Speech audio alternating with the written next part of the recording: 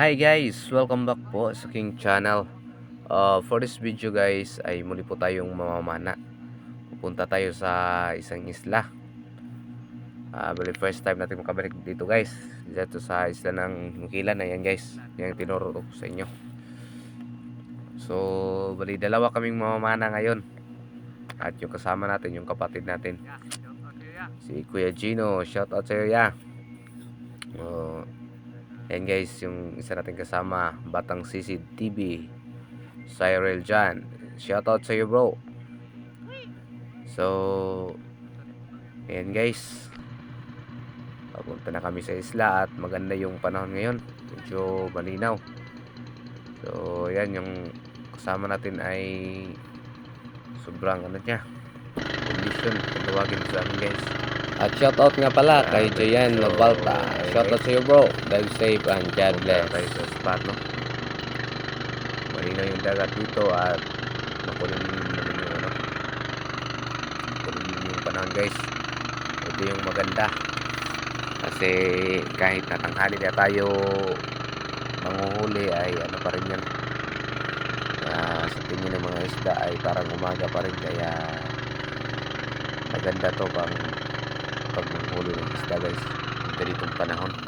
Ang problema lang kasi dito guys ay makulim yung panahon at palaging umulan, ay talagang hindi natin iwasan yung dagat ay sobrang lamig.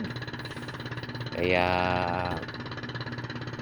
medyo bawas tayo sa ngayon. Yung bait hold natin ay hindi matagal kasi malamig yung panahon.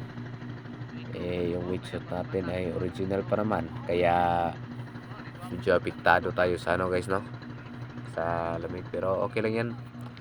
Pero guys, sa mga bago pa rin sa aking channel ay huwag po ninyong kalimutang mag-subscribe at pakihit na rin po ang notification bell para lagi po kayong updated sa mga bagong video na i-upload natin guys.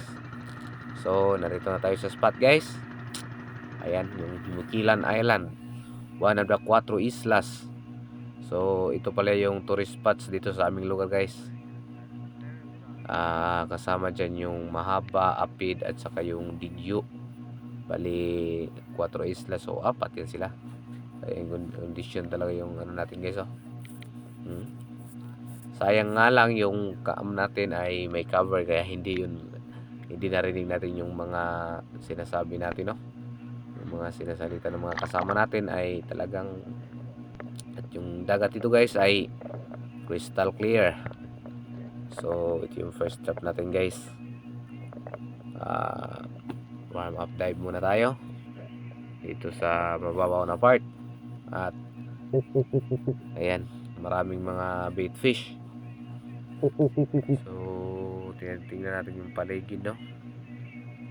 Obserbahan natin yung galaw ng mga bait fish. At sa palagay natin ay parang wala namang nagbago, kaya titingnan pa rin natin kahit na ayan yung mga bait fish guys. Wala talaga. Walang mga sinyalis na may mga malalaking isda. So ahon muna tayo. Ayan. So talagang wala tayong nakita guys. At dito naman guys ay tinawag tayo ng kasama natin kasi nakapana siya ng barakuda at may umaaligid na dugtutuna. Kaya sinubukan nating lapitan.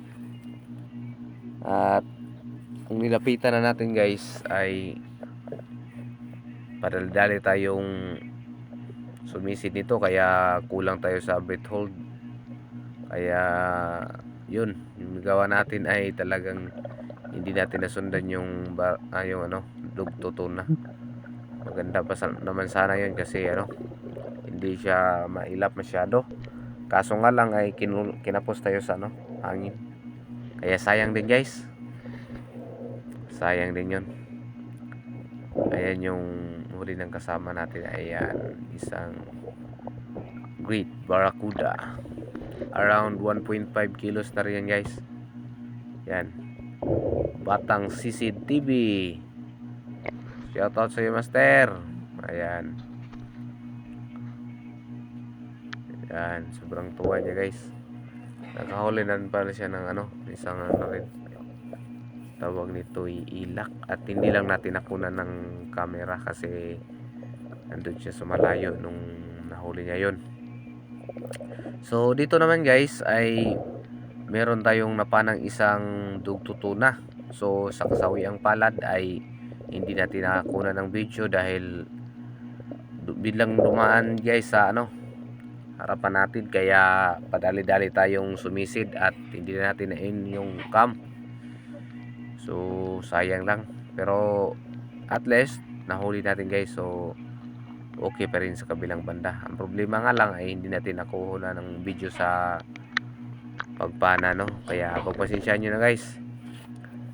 At hindi natin nakuha ng video sa pagpana, Ito lang pala yung nahuli natin guys, isang dugtutuna, at may nahuli rin tayong isang needlefish doon sa warm up natin, kaso hindi rin natin nabidyohan. Pagkatapos nito guys ay talagang hindi ko matiis yung sobrang lamig, kaya napag-isipan ko na uuwi na kami. Maaga pa naman sana kasi nang dumating kami dito sa isla ay nasa around 10 AM pa, at itong oras na to ay nasa 12 PM. So talagang maganda pa sana manghuli, at kaso nga lang ay sobrang lamig, sumakit yung ngipin natin guys, kaya talagang napilitan tayong umuwi. Sa around 1 PM na siguro ay nakauwi na kami. Sumisid pa yung kasama natin at wala rin siyang nakitang isda, kaya napag-isipan namin na uuwi na lang.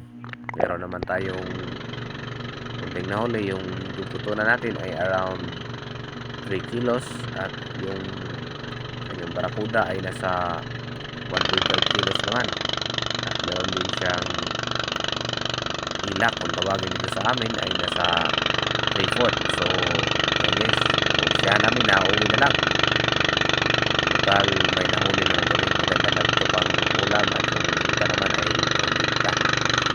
So guys, at ulitin ko po, sa mga bago pa lang dyan sa aking channel ay huwag po ninyong kalimutang mag-subscribe guys, at pakihit na rin po ang notification bell para lagi po yung updated sa mga bagong video na i-upload natin guys. So thanks for watching, enjoy, and God bless, and see you for the next episode. So ayan guys,